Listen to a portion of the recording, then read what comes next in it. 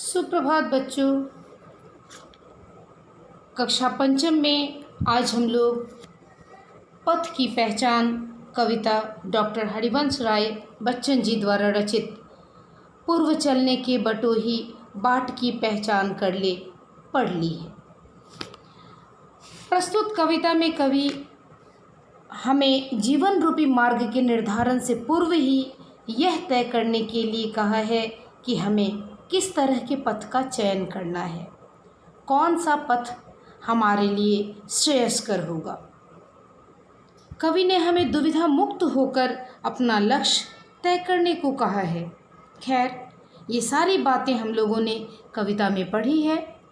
अब प्रश्नोत्तर पर विचार करते हैं, तो ध्यान दें।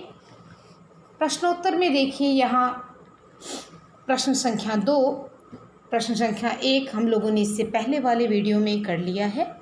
तो आज प्रश्न संख्या 2 यहाँ ध्यान देंगे। प्रश्न संख्या 2 में निम्नलिखित प्रश्नों के उत्तर लिखिए। तो यहाँ देखिए, कवि पंथी से राह की पहचान करने की बात क्यों कह रहा है। कवि पंथी से राह की पहचान करने की बात क्यों कह रहा है? क्योंकि राह की पहचान करके अपनी क्षमता के अनुसार जब हम निर्धारित पथ पर चलेंगे तो हमें सफलता अवश्य ही मिलेगी। इसलिए कवि पंथी से राह की पहचान करने की बात कह रहा है। ख, राहगीरों के पैरों की निशानी बटोही के लिए सहायक कैसे बन सकती है। राहगीरों के पैरों की निशानी बटोही के लिए इस तरह सहायक बन सकती है कि राहगीर उनके निशान पर चलकर सरलतापूर्वक तथा सफलतापूर्वक अपने लक्ष्य को पा सकते हैं। ग में, जब पथ असंभव लगे तब बटोही में क्या करना चाहिए? तब बटोही को क्या करना चाहिए? तो इसका उत्तर होगा, जब पथ असंभव लगे तब बटोही को उस मार्ग को सरल समझकर उस पर आगे बढ़ना चाहिए, न कि दुविधा में पड़कर अपना समय बर्बाद करना चाहिए। ठीक है। फिर इसके बाद घ में प्रश्न देखिए। 2 के घ में क्या है प्रश्न? सरित, गिरि, सुंदरवन इत्यादि के माध्यम से कवि किस ओर संकेत कर रहा है?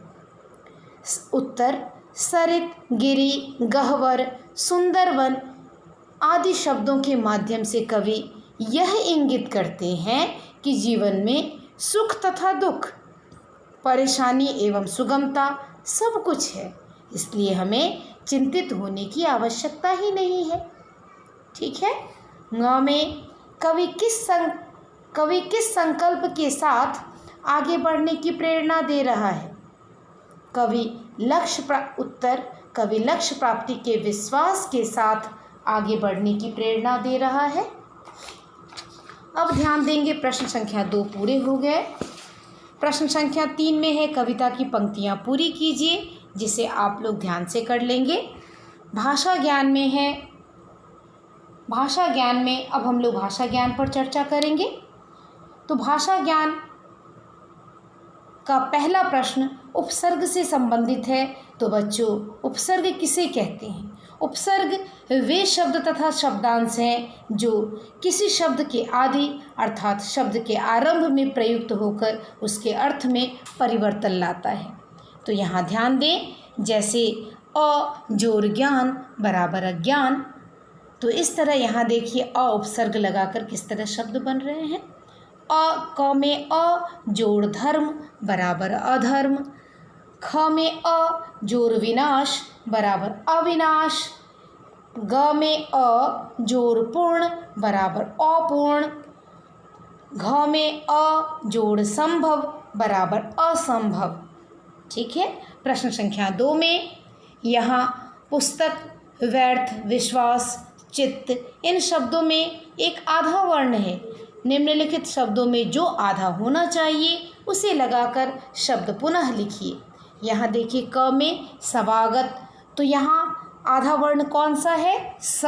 तो स व संयुक्त आकार ग त स्वागत। ख में चूल्हा, चूल्हा में आधा वर्ण कौन सा होगा? ल। च में दीर्घ उ, लौह संयुक्त आकार चूल्हा। ग में बचचा, ब च संयुक्त आकार बच्चा। घ में गुब्बारा, इसमें कौन सा पहला ब आधा होगा। ग में ह्रस्व की मात्रा, ब संयुक्त आकार, र में आ की मात्रा गुब्बारा। ङ में प्यास, तो पहला वर्ण प आधा होगा, पय संयुक्त आकार, और स प्यास। निश्चय, नौ में ह्रस्वी की मात्रा और तालव्य श आधा होगा, श च संयुक्त य निश्चय। इस तरह इस पाठ को हम लोगों ने पूरे कर लिए हैं। अब अगले पाठ के साथ अगले दिन फिर उपस्थित होंगे। तब तक के लिए धन्यवाद।